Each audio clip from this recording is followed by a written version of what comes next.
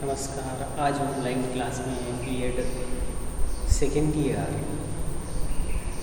Pedagogy of political science के बारे में हम अध्ययन कर रहे हैं। इसके अंतर्गत में हम पिछली वीडियो में भी सेवारत कार्यक्रमों के बारे में पढ़ चुके हैं, लेकिन आज हम जो दूसरी यूनिट है राजनीति विज्ञान के अधिगम संसाधनों के बारे में हम अध्ययन करेंगे।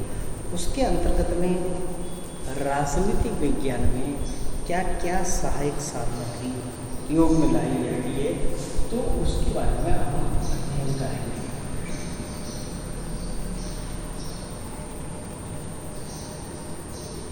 शिक्षण सहायक सामग्री।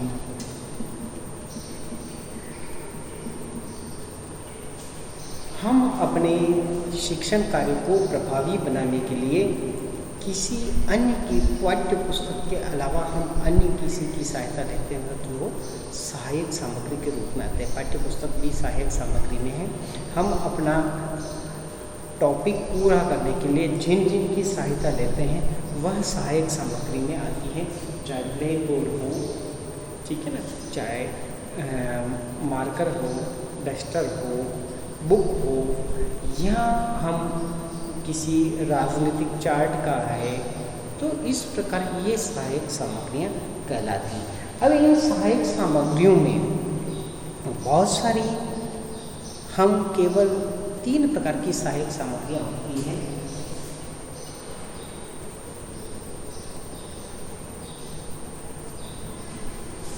पहला श्रवण सामग्री। श्रवण सामग्री जिसका हम सुनकर उपयोग करते हैं। श्रवण उपकरण औद्योगिक सामग्री ऐसा उपकरण जिसके द्वारा हम सुनकर ज्ञान प्राप्त करते हैं, वह स्वर्ण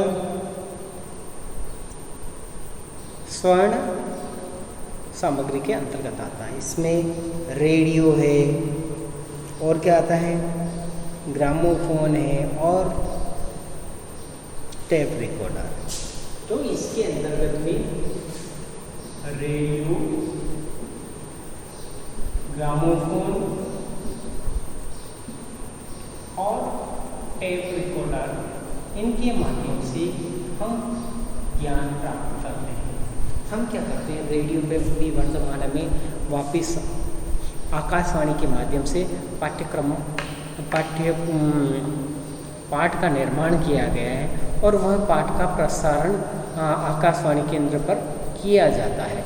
इसी के साथ में ग्रामोफोन और टैप रिकॉर्डर में भी कुछ जैसे पोएम है, कविता है, तो उसके कविता है या कहानियाँ हैं, उनको हम उसके सेव कर देते हैं। जैसे कि गिनती है गणित में, और पहाड़े हैं, इनका एक ऑडियो बनाकर बच्चों के सामने प्रारंभ कर देते हैं। या हिंदी में है या इंग्लिश में है तो हिंदी में, और इंग्लिश में पोएम का कविता है, कहानियाँ हैं, और इस प्रकार की छोटे छोटे रूपों में उनको बच्चों के सामने प्रस्तुत किया जाता है, जिससे उनके ज्ञान में वृद्धि होती है।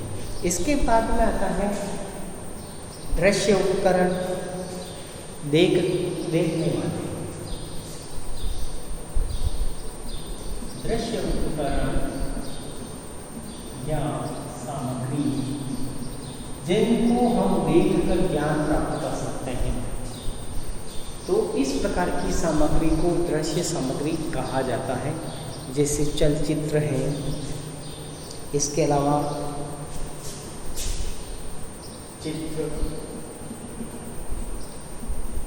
कार्टून के द्वारा, एवं मानचित्र,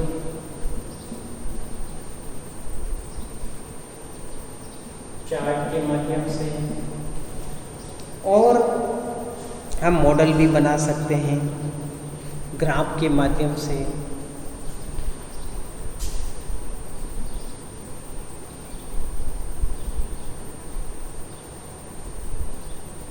ग्राफ के साथ में हम कई प्रकार की, जैसे कि वर्तमान में बहुत सारे चलचित्र भी हो हमारे सामने उपलब्ध हैं। इसके अलावा जैसे कि किसी चार्ट पर आप कोई डायग्राम बना के ले आए हैं और बच्चों के सामने प्रस्तुत कर दिया है राजनीति विज्ञान के। अब राजनीति की मानचित्र है, राजनीतिक नक्शा दिखा दिया है, संसद का चित्र दिखा दिया है और संसद का मॉडल बनाकर आप बच्चों के सामने उसको प्रस्तुत कर रहे हैं, तो ये सारी चीज़ें दृश्य सामग्री के अंतर्गत आएगी। इसके बाद में है तीसरा महत्वपूर्ण, सबसे महत्वपूर्ण है जो श्रव्य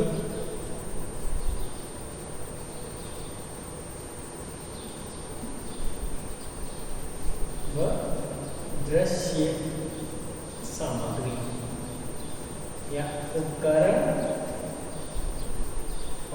सामग्री। इसके अंतर्गत में टीवी है, ठीक है ना। टीवी सबसे महत्वपूर्ण इसका उपकरण है जिसके द्वारा हम देखकर और सुनकर हम ज्ञान प्राप्त कर सकते हैं और इस प्रकार का ज्ञान स्थायी होता है। टेलीविजन,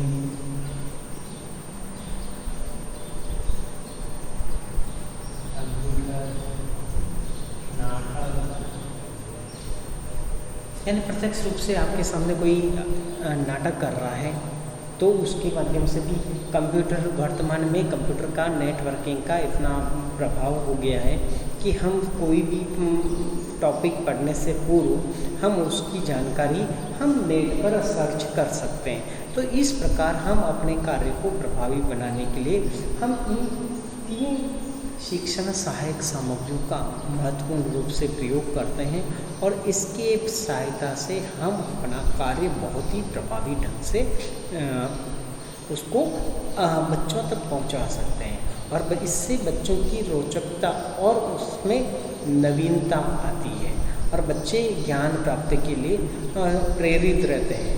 तो आज हमारा जो सबसे महत्वपूर्ण बिंदु था शिक्षण सहायक सामग्री। अब इसमें आपको ये पूछ लिया जाए कि रेडियो की वर्तमान में क्या उपयोगिता है एक सहायक सामग्री के रूप में, या इस प्रकार का प्रश्न आ जाए कि राजनीति विज्ञान में सहायक सामग्री के रूप में रेडियो की उपयोगिता या महत्व को दर्शाइए। तो इस प्रकार कोई भी प्रश्न आ सकता है, ये टेलीविज़न का भी आ सकता है या राजनीति विज्ञान में शिक्षण सहायक सामग्रियों की का वर्णन कीजिए। तो आपको इस प्रकार टेबल बनाकर बारी बारी से आपको वर्णन करना है।